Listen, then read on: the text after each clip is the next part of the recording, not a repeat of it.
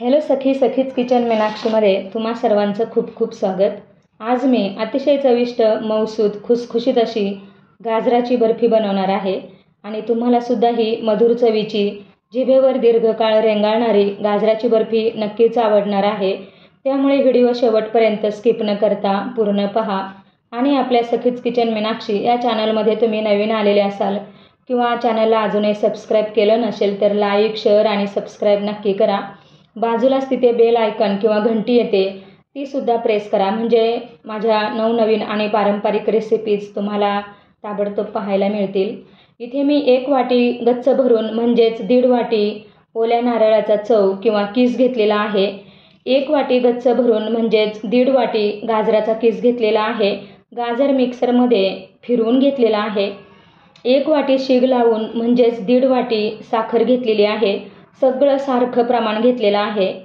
कढईमध्ये 1 ते 1.5 चमचा साजूक तूप घालून घ्यायचं आणि तूप कढईला सगळ्या बाजूने व्यवस्थित लावून घ्यायचं, म्हणजे मिश्रण तळाला लागत नाही, व्यवस्थित परतलं जातं आणि तुपामुळे बर्फीला छान चव येते आणि चकाकीसुद्धा येते।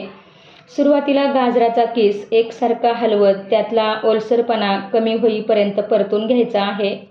मी अगोदर गाजरं स्वच्छ धुवून वरची सालं काढून त्याचे छोटे छोटे तुकडे करून मिक्सरमध्ये रवाळ फिरवून घेतलेला आहे। बर्फीसाठी शक्यतो गाजराचा किस बारीकच हवा किंवा मिक्सरमध्ये अशा पद्धतीने फिरवून घेतलं तरी चालेल।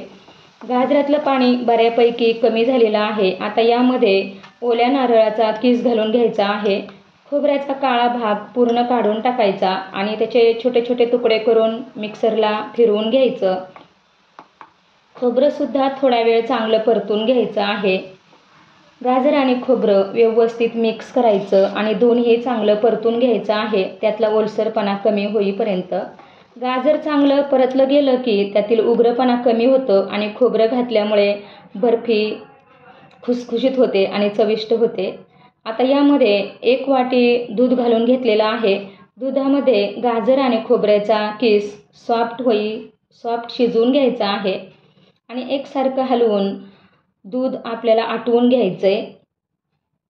दुधामुळे बर्फीला छान चव येते। हवं तर तुम्ही अर्धी वाटी साय घातली तरी चालेल।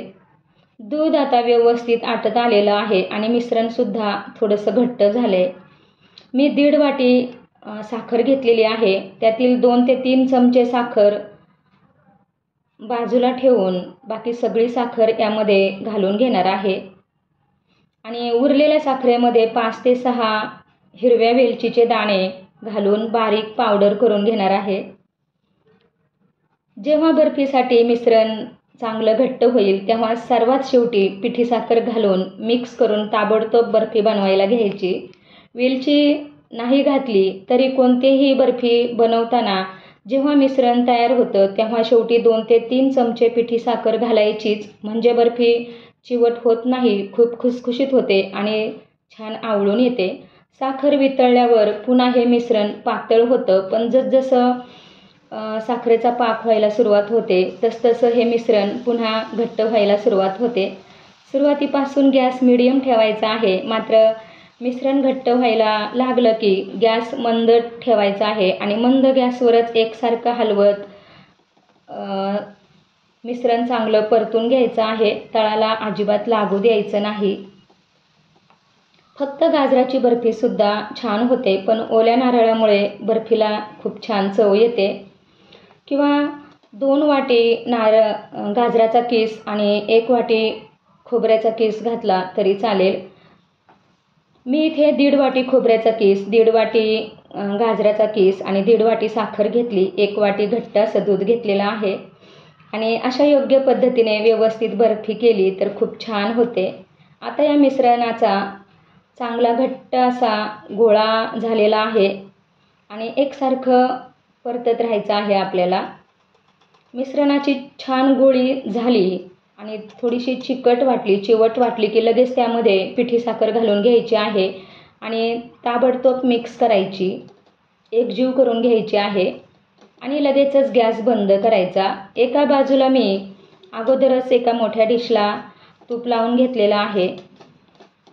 आता हे मिश्रण यामध्ये घालून घ्यायचं आणि बर्फीसाठीचा गोळा व्यवस्थित थापून घ्यायचा आहे एकसारखा.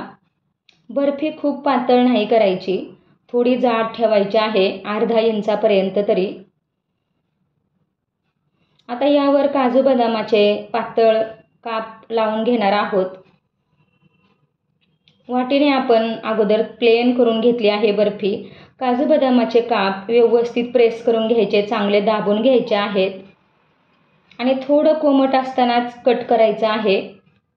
मात्र पूर्ण थंड झाल्याशिवाय वड्या बाजूला करायच्या नाहीत. पूर्ण नॉर्मल झालं की बर्फी चांगली आवळून येते आणि खुटखुटीत होते, खुसखुशीत होते. तुम्ही जर अशी बर्फी अशा योग्य पद्धतीने एकदा बनवाल तर पुन्हा पुन्हा बनवाल, इतकी ही बर्फी चवीला छान होते. कमीत कमी साहित्यामध्ये अगदी साध्या सोप्या पद्धतीने छान अशी आपली ही बर्फी तयार झालेली आहे. तुम्ही बघू शकता, खूपच छान दिसते आहे. तुम्हाला ही मऊसूद खुसखुशीत बर्फी कशी वाटली कमेंटद्वारे नक्की सांगा आणि तुम्हीसुद्धा नक्की बनवून बघा.